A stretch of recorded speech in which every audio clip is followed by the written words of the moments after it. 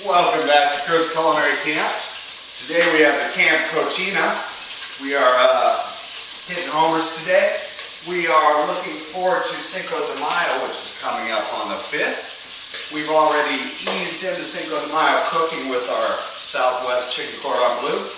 Now we're going to make New Mexican green chili today. Today we'll work on green chili. Tomorrow we'll probably get into some red chili.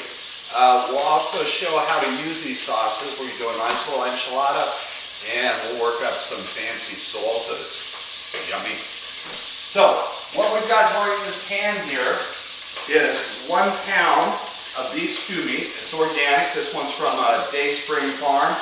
Love Dayspring Farm. I've already cranked out a batch of green chili over here, and that is actually with ground lamb.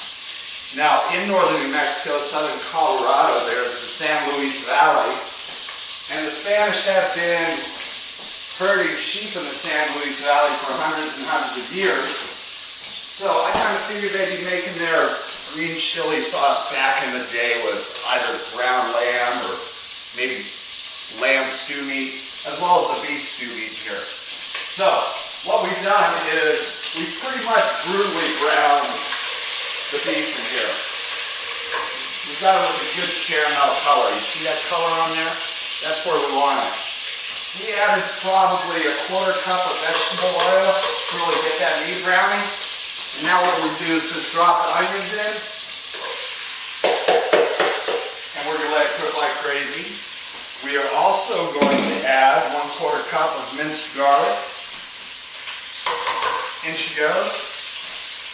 Now, as far as our spices go, we're going to drop in 2 tablespoons of powdered cumin. Make sure it's good quality, folks, and make sure it's not the old stuff. Make sure your spices are not expired. We're also going to add 1 teaspoon of powdered coriander. That's a very florally type of spice. Give a little floral background. We add a teaspoon of oregano, leaf oregano, as well as a teaspoon of crushed red garlic, crushed red pepper. So those are our sauces. We want them in there now with the onions so that everything can kind of toast up together. I'm just going to stir it around and basically leave it alone. I got my stuff piled high in the corners so it'll get nice and toasty.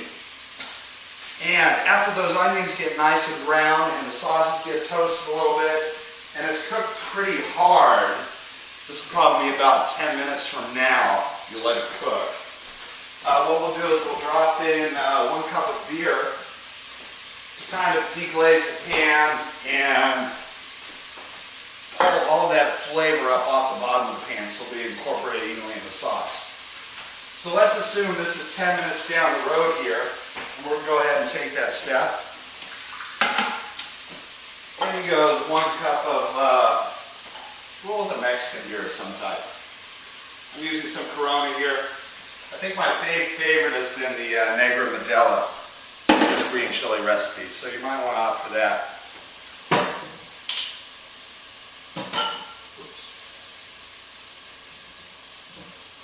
And cheers, by the way. Happy Cinco de Mayo.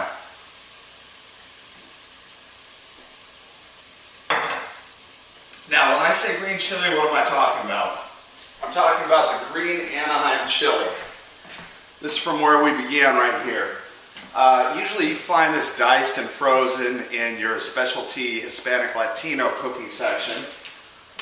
I had a little bit hard of a time in that here in Woodbridge, Virginia, and I'm a little bummed out about that. After all, Cinco de Mayo is right around the corner, and we need to get stocked up on that stuff for Cinco de Mayo. What is wrong with these stores? So anyway, we've got our beer in there. We've got all of our flavoring up off the bottom of the pan, and we let that reduce a little bit. So now we're just going to add 1 cup of diced tomatoes. They come in a can. And we're going to add 2 cups of chicken stock. And then we're going add 32 ounces of pureed green chilies along with some diced green chili in there.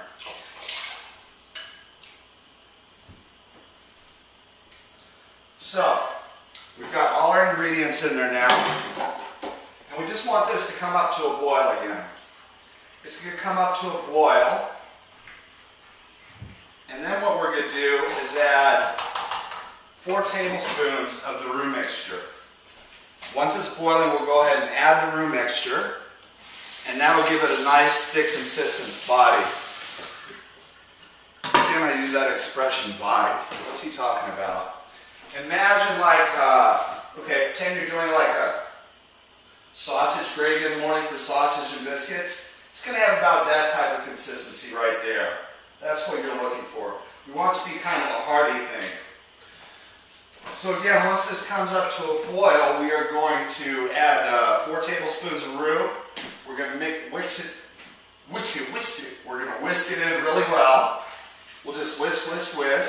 We'll end up getting a thickness like that.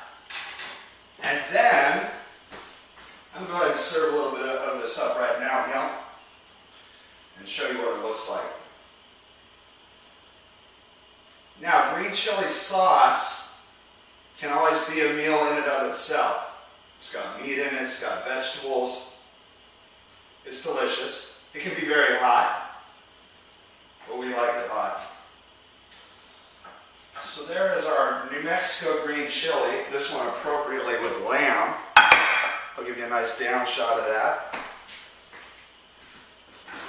I'm going to get a spoon so I can taste it.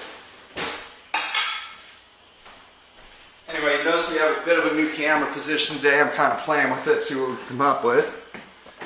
And there it is, kinda. Okay. So, here's our New Mexican green chili, yum, derived from the Anaheim chili. And let's give it a taste, see what it's like.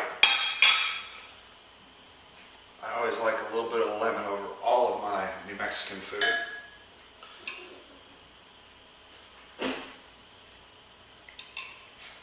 And that's just absolutely delicious. We'll see you tomorrow with some more fun stuff. Again, we'll be doing red chili and salsas.